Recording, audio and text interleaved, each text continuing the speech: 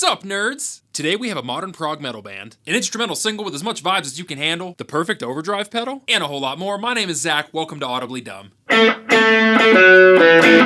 Let's go, nerds. This week's winner of this song, Fucks, goes to the band Intervals. You're gonna hear a lot about them on this channel. It comes off the Neurogenesis album that they released last year, and the track is called Lacuna. Simply put, my plums felt this song the first time that I heard it. It wasn't an advertised single, and they didn't even play it on their last tour, but dude, it is killer. It features an electronic artist from Canada. That is her name. I don't know how to pronounce that, not even gonna attempt it. That is my fault, not hers, but her music is fire. It starts off light with this electronic fade-in before this nasty drum fill takes over, and propels you into this chorus-like main hook where both the featured artist and Intervals are working together in the vibiest of collabs. Throughout most of the song, you get Aaron Marshall's beautiful lyrically melodic guitar playing, vibing perfectly with the featured artist's electronic melodicism. The drums and bass also appear to take turns with the electronic instruments by the featured artist, almost in like a call and response kind of thing. It's incredibly well done. This happens through 2/3 of the song before turning into something very Intervals. You get this soaringly melodic section, really high energy, before the song mellows out and gives the electronic artist to do her little section. She gets like a little solo, and then bang, out of nowhere, the song gets way heavier than you'd expect given the vibe of the rest of the song. If you close your eyes and open your hearts, you will find that this song certifiably fucks. It's the peanut butter to my jelly, the yin to my yang, the Volks to my Wagen. Link is in the top comment. Check it out after the video, nerd. A collection of songs is called an album, and this week's winner of this album, Fucks, goes to a blues artist, Marcus King, with his 2022 release, Youngblood.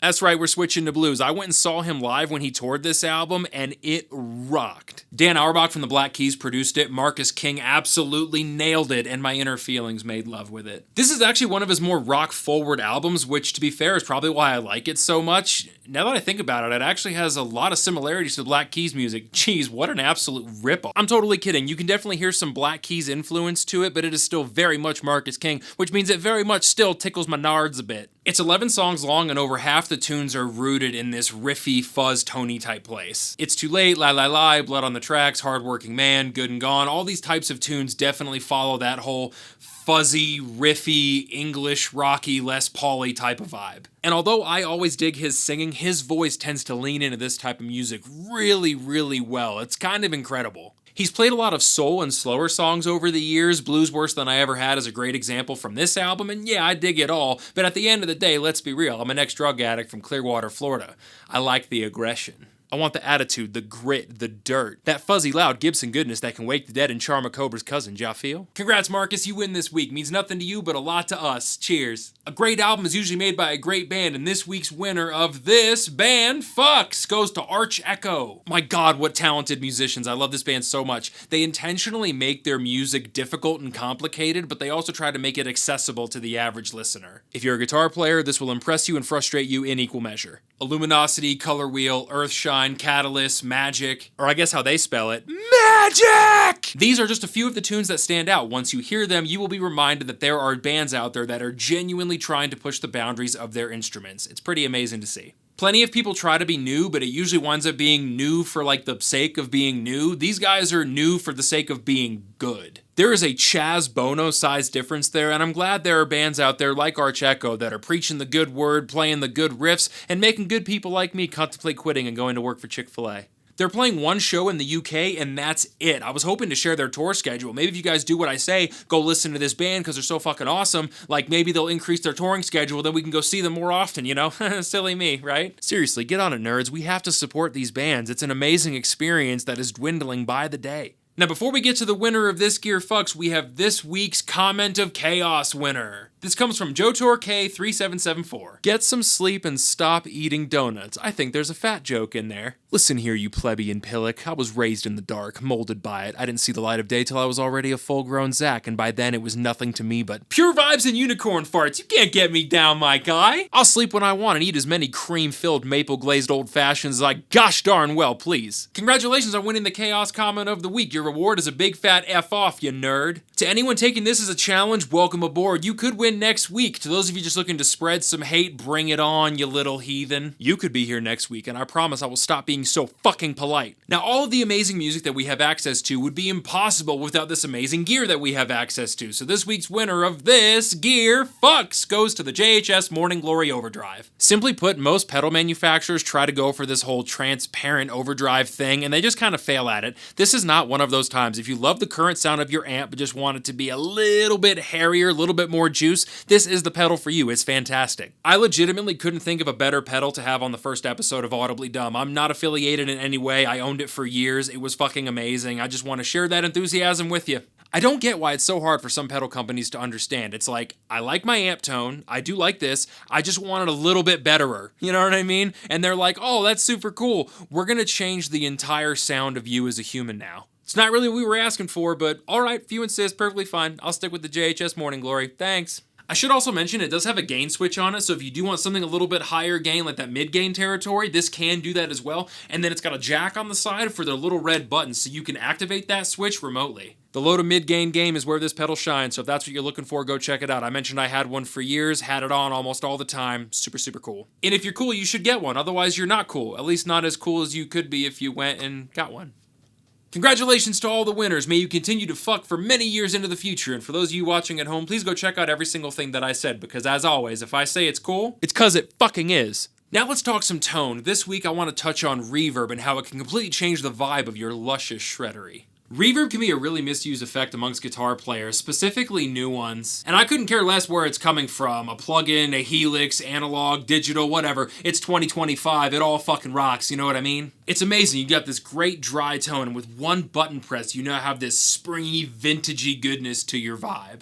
A couple more button presses and a flick of the pickup selector, and now you've got this soaring lead tone with body and depth to it. Add a super thick reverb, go to the neck pickup and play super ambient chords, and now you've got this cloud that just fills your entire space. It's amazing. This right here, that's the sound your grandparents used to make your parents. And when we think of spring reverb, we think of that in-your-face, ba-ba-ba-ba-ba type of sound. But what if it's much more subtle? Right now I'm using a bit of overdrive. Listen to the difference here. This is dry, and this has a little bit of spring.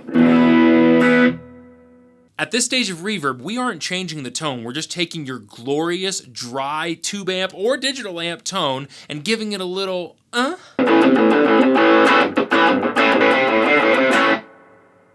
this is fire. Let's go back to that more in-your-face spring reverb sound. Play some lighter chords.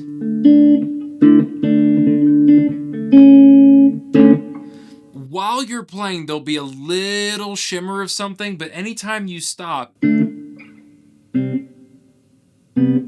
it just carries it further. I love that sound. It sounds awesome.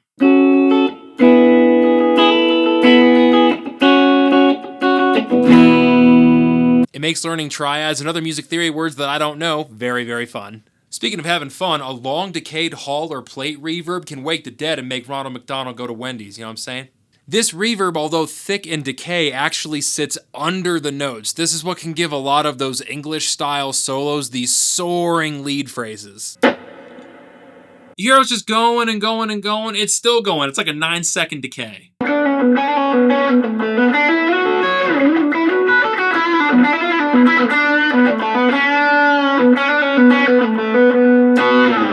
Could you feel the vibe through my shit playing? Can you feel that shit? It just creates a space. It's amazing. You can feel it everywhere. Fun fact, they call it hall reverb because your chances of getting into the Rock and Roll Hall of Fame increase by 0.0003% when you use it. Results not guaranteed. The spring reverb and that hall reverb are what I play with most of the time. It just gives such a sauce and character to your playing, no matter what it is. I mentioned kind of a British-inspired soloing type sound with that, but a lot of actually modern melodic type of phrasing works incredibly well when you're using a long decayed, low in the mix reverb like that hall I just played. And now the cloud. This reverb takes over your tone, makes it feels like it's raining in your basement. In a music context, it's largely unusable. Until it isn't.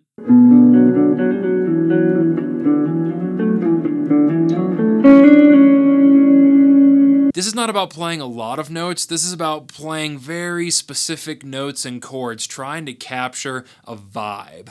The unfortunate thing is if you play like shit, it reminds you for about 14 seconds straight. So try not to play like shit. It's a simple fix, but I'm still working on that part myself. It's probably a hot take, but reverb is maybe the dopest effect you can have for your guitar. It can ride with your vibe, it can take over your vibe, it can crawl inside your vibe, like that gerbil with Richard Gere back. The point is, it's literally anything that you want it to be. If you're at a live performance and you hear a sound that makes you close your eyes and lean into it, if you hear a solo that just soaringly puts you in your place, you'd be surprised how often that's coming from reverb, whether it's being created naturally or coming from a pedal or amp. Now, what kind of nerd would I be if I didn't give you any suggestions? Here are a few reverbs that I think are absolutely worth the money as long as you've got the spare cheddar. For those of you on a budget, I highly recommend the TC Electronics Hall of Fame 2 and the JHS 3 series reverb. The Hall of Fame 2 has a surprisingly large range of reverbs. You are almost guaranteed to find one that matches your vibe. And the fact you can download more reverbs from their website and upload it directly to the pedal, fire, fucks incredibly hard. Now the JHS 3 series, dope reverb, what it really excels at is that really thick cloud-like reverb. The owner of JHS, Josh Scott, he actually said that it was a fault in the code, I believe, and it just sounded so amazing they left it in there, and I can definitely see why. I owned one for years, and it's incredibly affordable, even brand new. It's like $100. I also have to mention Line 6 Helix products, whether it's the One, the Stomp XL, or the full Helix like mine, they all come with the same reverbs in them, and it is insane the quality that you can get. They are certainly more expensive options than the two pedals that I just mentioned, but you also get all the reverbs,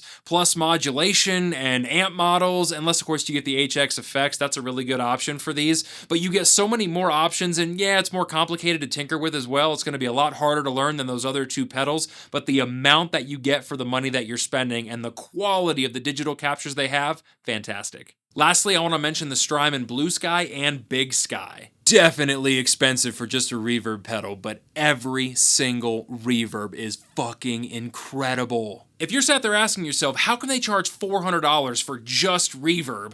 The answer is simple. It's many different types of reverb, and it's potentially the best sounding reverb you can get in a pedal. Digital or analog, doesn't matter. For reverbs in a pedal in general, Strymon is kind of the king of that. If you got $400 to burn and you're looking for a standalone reverb pedal, this is the one for you. There's a reason it's starting to become a staple in Nashville, along with all the other Strymon products. I'm sure I'll mention them again in future videos. The links for everything I just mentioned are down in the description. They are not affiliate links in any way, shape, or form. I just really dig the products. I've owned them personally myself and can attest to the level of which they rock. They are incredible.